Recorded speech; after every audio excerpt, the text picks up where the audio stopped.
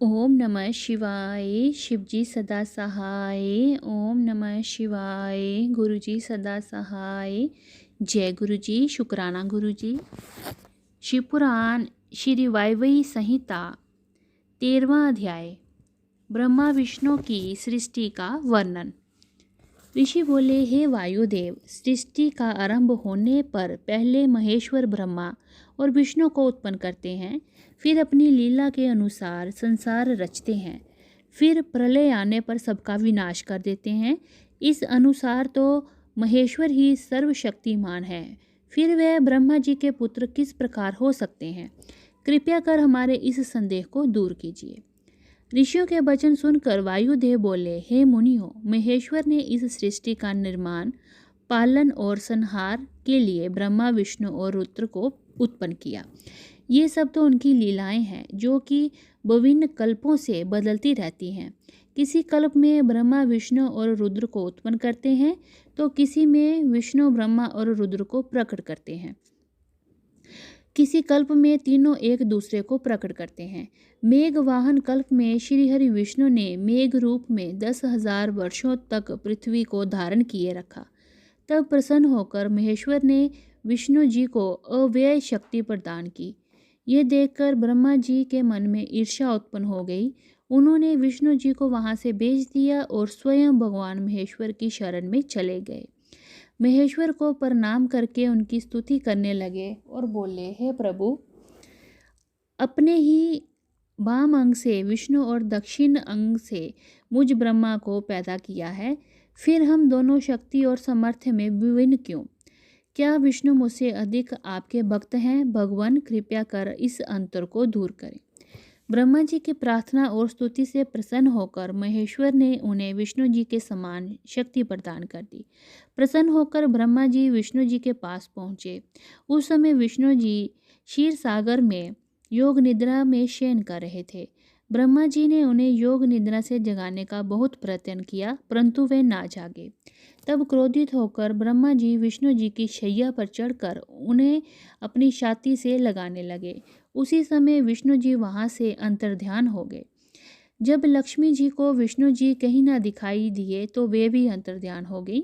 तब ब्रह्मा जी की भुकुटियों के मध्य से विष्णु जी प्रकट हो गए और फिर उनमें द्वंद्व युद्ध होने लगा। ये सब भगवान शिव की बिना प्रकट हुए देखने लगे, परंतु जब ब्रह्मा विष्णु का युद्ध किसी भी तरह समाप्त नहीं हुआ, तब वह दोनों के मध्य प्रकट हुए। शिव जी की कृपा से उन दोनों के क्रोध का निवारण हो गया। इति श्री 13वां अध्याय समाप्त। 14वां अध्याय, रुद्र की उत्पत्ति।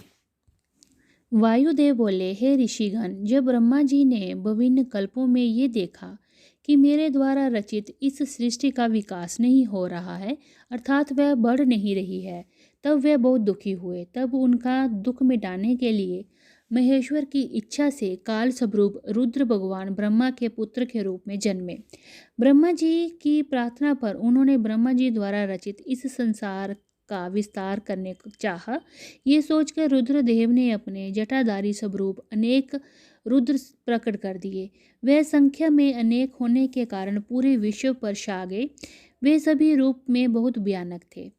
इन भयानक रूप वाले रुद्रों को देखकर ब्रह्मा जी बहुत चिंतित हुए और हाथ जोड़कर महेश्वर से बोले, हे देवाधिदेव, ये आप क्या कर रहे हैं? हमें भयानक सृष्टि की रचना नहीं करनी है, हमें तो साधारण प्रजा की रचना करनी है, जो पैदा होती रहे और मरती भी रहे।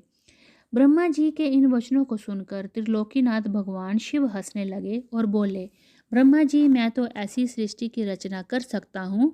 यदि तुम्हें ये नापसंद है तो तुम स्वयं अपनी इच्छा के अनुसार प्रजा की रचना करो। ये कहकर कल्याणकारी भगवान शिव सृष्टि की रचना के कार्य से मुक्त होकर वहां से चले गए। इति श्री 14वां अध्याय समाप्त। 15वां अध्याय, शिव शिवा की स्तुति। वायुदेव बोले, हे ऋषिगण, शिवजी के वहां से चले जाने के पश्चात ब्रह्मा जी ने स्वयं सृष्टि की रचना की, परंतु उस सृष्टि की प्रजा की वृद्धि नहीं हो रही थी। सृष्टि में वृद्धि ना होती हुई देखकर ब्रह्मा जी भी बहुत दुखी हुए। तब वे अपने आराध्य भगवान शिव और देवी शिवा की तपस्या करने लगे। ब्रह्मा जी की कठोर तपस्या से प्रसन्न होकर शिव जी ने उन्हें दर्शन दिए। ब्रह्मा जी ने उन्हें सृष्टि में प्रजा की वृद्धि न होने के विषय में बताया। भगवान शिव और देवी पार्वती ने मिलकर उनकी समस्या का निवारण किया। शिव जी ने उन्हें अपने अर्धनारीश्वर स्वरूप के दर्शन कराए। भगवान शिव के अर्धनारीश्वर स्वरूप के दर्शन कर ब्रह्मा जी की प्रसन्नता का कोई ठिकाना ना रहा। वे हाथ जोड़कर भगवान शिव शिवा की स्तुति करने लगे। ब्रह्मा जी बोले, हे देवादिदेव भगवान शिव, हे जगदम्बा माँ पार्वती, आप अमोघ लीलाएं करने वाले हैं। आपका वैभव निराला है। मैं आपकी शरण में आया हूँ। कृपया कर मुझ दीन पर अपनी कृपा दृष्टि करें। इस प्रकार ब्रह्मा जी भगवान शिव शिवा की अनेकों स्तोत्रों से स्तुति करने लगे। इति श्री 15वां अध्याय समाप्त। 16वां अध्याय मैथुनी सृष्टि की उत्पत्ति। वायुदेव जी बोले, हे ऋषिगण, जब ब्रह्मा जी ने विभिन्न स्तोत्रों से स्तुति की और भगवान शिव शिवा को प्रसन्न कर लिया, तब शिव जी बोले, ब्रह्मदेव, मैं आपकी मनोकामना अवश्य पूर्ण करूँगा। तब शिव जी ने अर्धनारीश्वर रूप से देवी महेश्वरी को अलग कर दिया। साक्षात देवी जगदम्बा को अपने सामने पाकर ब्रह्मा जी ने उनसे प्रार्थना की। ब्रह्मा जी बोले, हे देवी भगवती, मैंने मन द्वारा देवताओं और ऋषियों की रचना की, परंतु मेरे द्वारा रचित सृष्टि का विस्तार नहीं हो रहा है। इसलिए मैं मैथुनी सृष्टि रचना चाहता हूँ। ये तभी संभव हो सकता है जब सृष्टि में नारी का भी अंश हो। कृपया कर आप मेरे पुत्र प्रजापति दक्ष की पुत्री के रूप में जन्म लें और सृष्टि को वृद्धि प्रदान करें। ब्रह्मा जी की प्रार्थना से संतुष्ट होकर देवी ने अपनी भ्रूकुटियों के मध्य में से एक शक्ति उत्पन्न की।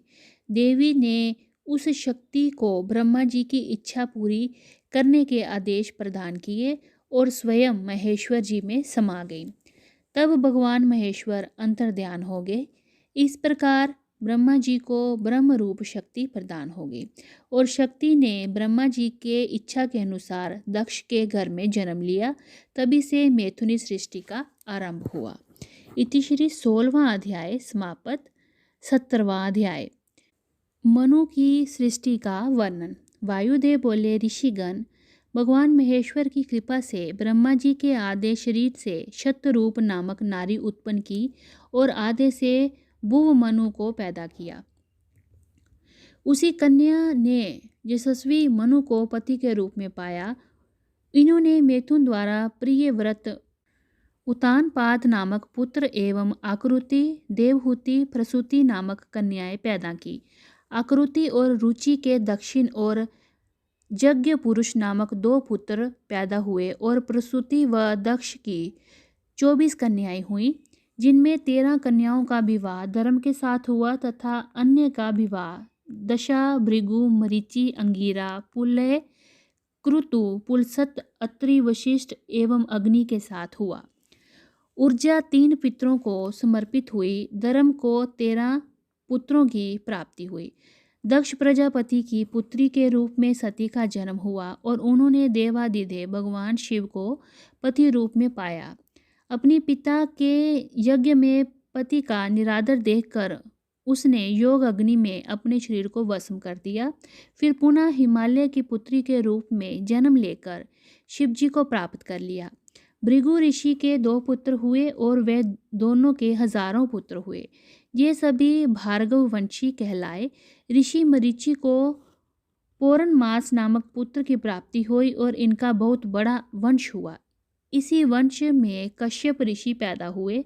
अंगिरा ऋषि के 2 पुत्र व 4 पुत्रियां हुई और उनकी बहुत सी संतानें हुई। पुलसत्य के अग्नि पुत्र पैदा हुए और इसी वंश की संतानें पौलसत्य कहलाई। इसी प्रकार कर्दम, बालखिल्य, अत्रि व मुनि वशिष्ठ के सैकड़ों अरब संख्या में संतानें हुई। ब्रह्मा जी के मानस पुत्र रुद्र के पुत्र अग्नि को पवमान शुचि पुत्र हुए और इनके 49 पुत्र हुए। ये नित्य नैमित्तिक एवं काम्य होने के कारण रुद्र परायण हैं। इसलिए अग्नि में होम दी हुई वस्तु रुद्रदेव को प्राप्त होती है। पितृवंश में बसंत आदि 6 ऋषि पितरों के स्थान हैं। अग्नि संबंत अजयवान व यवान वरिहिषद हैं। स्वदा में मेना नामक पुत्री हुई, जिसका विवाह गिरिराज हिमालय से हुआ। उनके मेहनाक और क्रोंच नामक 2 पुत्र एवं उमा एवं पतित पावनी गंगा नामक 2 पुत्रियां हुई। भगवान रुद्र के शाप से चाक्षुष मनवंतर में दक्ष प्रजापति इनके पुत्र हुए। इस प्रकार मैंने धर्म आदि के वंश का वर्णन आपसे संक्षेप में किया। इति श्री 17वां अध्याय समाप्त। ओम नमः शिवाय। शिवजी सदा सहाय। ओम नमः शिवाय। गुरुजी सदा सहाय। जय गुरुजी। अनंतम अनंतम शुक्राना गुरुजी।